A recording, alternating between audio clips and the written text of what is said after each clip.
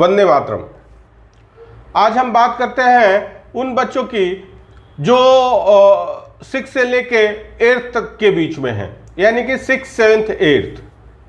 वास्तव में ये वो समय होता है जब मूल रूप से बच्चे का एक कहते हैं कि आधार का निर्माण होता है।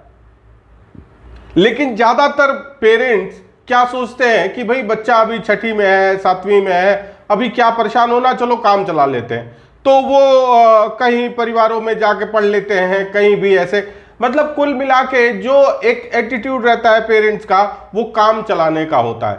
लेकिन अगर सही रूप से देखा जाए तो ये समय सबसे क्रूशियल होता है, जो बच्चे में एक थॉट प्रोसेस, एक कहते हैं कि न्यू कैसी होगी, ये इन्हीं 3 सालों में निश्चित होता है।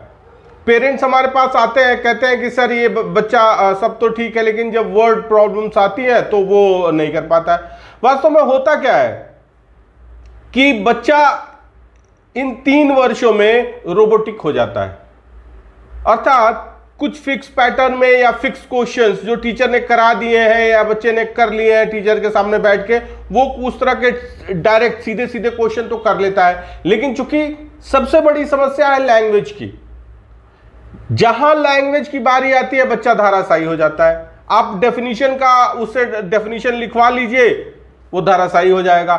बच्चा लिखना नहीं चाहता है, स्कूल वाला लिखवा, भाई स्कूल वाले कहां कॉपी चेक करते हैं, और अगर आप कॉपी बच्चों की थॉरली देखें तो जहां जहां टिक लगा होगा वहीं वहीं गलतियां मिलेंगी आपको। ऐसा हमने बहुत बार देखा है। तो कहने का यह है कि हम बच्चों के आधार पे काम नहीं कर रहे हैं। अगर आधार यानी कि न्यू ही कमजोर होगी तो उस पर आप ये कैसे अपेक्षा कर सकते हैं कि उस पर एक बड़ा दिव्य और भव्य भवन का निर्माण होगा। असंभव सा प्रतीत होने वाला विषय है ये। तो कहने का तात्पर्य यह है कि हमें 5वीं और 6वीं क्लास से बच्चे पे ध्यान देना पड़ेगा, उनके आधार को मजबूत करना पड़ेगा। ठीक है, पहले होता क्या था कि 12वीं पास करने के बाद 2 साल 3 साल तैयारी करता था बच्चा आईआईटी के लिए। अब क्या है कि 12वीं पास करने के बाद केवल 1 वर्ष मिलना है, आईआईटी जाने का जो मौका है वो उसके बाद 1 वर्ष ही मिलेगा।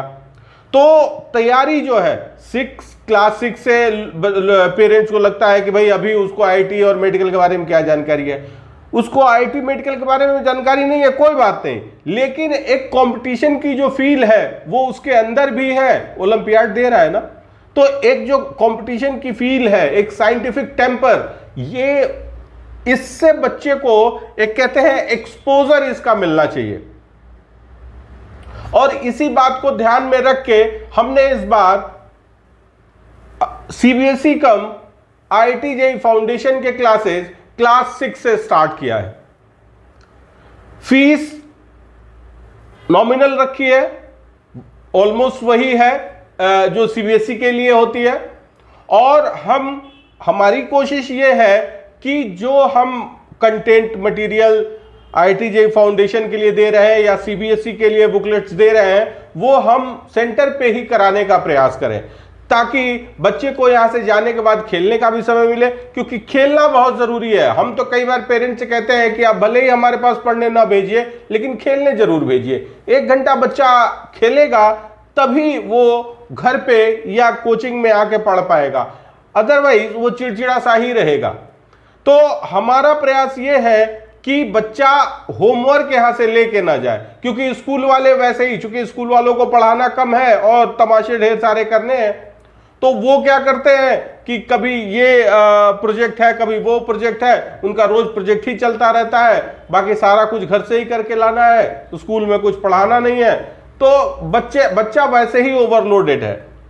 हम उस पर और ज्यादा चीजें थोपने के पक्ष में नहीं है, और हमारा प्रयास ये है कि आईआईटी जेईई फाउंडेशन का जो स्टडी मटेरियल है और जो हमारा सीबीएसई का स्टडी मटेरियल है, उसको हम थोड़ा समय बच्चों का बढ़ा के यही सेंटर पे ही करा लें। तो आप एक बार 2 अप्रैल से शुरू होने वाले क्लासेज में बच्चे को भेजें। बच्चा एक बार खुद ही आके देखें कि भाई उसको फ़ायदा हो रहा है कि नहीं हो रहा है, और ये चीज़ें वो चल पाएंगी, उसके लिए संभव है कि नहीं है। सीटें लिमिटेड है, इसलिए एक बार first come first serve basis पे है। तो 2 अप्रैल को आप अपने बच्चे को भेजें। आज के लिए इतना ही, धन्यवाद।